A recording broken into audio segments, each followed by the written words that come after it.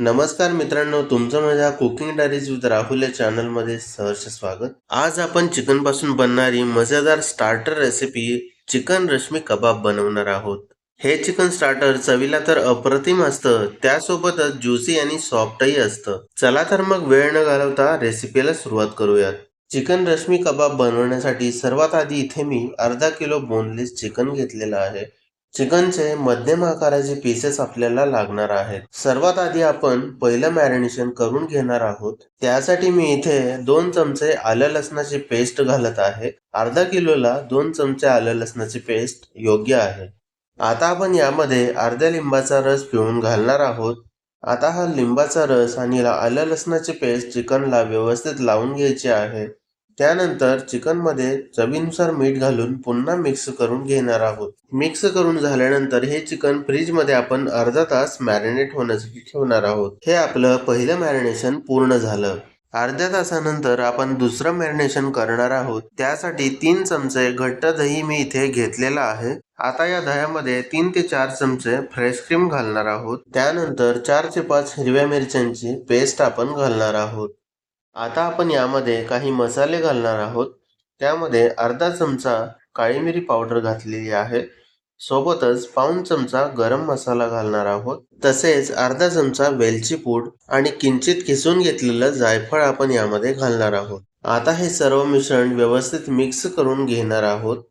थोडंसं मिक्स केल्यानंतर इथे चिमूटभर मीठ घालायचं आहे आणि पुन्हा व्यवस्थित पेटून घ्यायचं आहे, जेणेकरून दह्यामधले लम्स राहणार नाहीत. त्यानंतर आपण मॅरिनेट केलेलं सर्व चिकन या मिश्रणामध्ये घालणार आहोत. आता हे चिकन मसाल्यांमध्ये व्यवस्थित मिक्स करून घ्यायचं आहे. चिकनचा प्रत्येक पीस मसाल्यांमध्ये व्यवस्थित कोट होईल याची खात्री करायची आहे. आता चिकनला मसाल्याचं कोटिंग व्यवस्थित झालेलं आहे.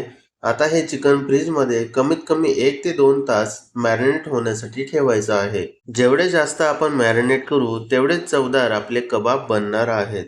इथे मी चिकन 2 तास मॅरिनेट करून घेतलेलं आहे. माझ्याकडे इथे बॅम्बू स्क्यूअर्स आहेत. तुम्हाला हे मार्केटमध्ये इझिली अवेलेबल होतील. आता या बॅम्बू स्क्यूअरला आपण एक एक करून चिकनचे पीसेस लावून घेऊयात. एका स्क्यूअरला जास्तीत जास्त 4 ते 5 पीसेस आपण लावणार आहोत. पहा, चिकनचे पीसेस लावून आपला स्क्यूअर तयार झालेला आहे. अशाच रीतीने बाकी स्क्यूअर्स मी रेडी करून घेतो. सर्व स्क्यूअर्स रेडी झाल्यानंतर चिकन रोस्ट करण्यासाठी गॅसवरती इथे पॅन ठेवलेला आहे. पॅन गरम झाल्यानंतर आपण बटर लावून घेणार आहोत.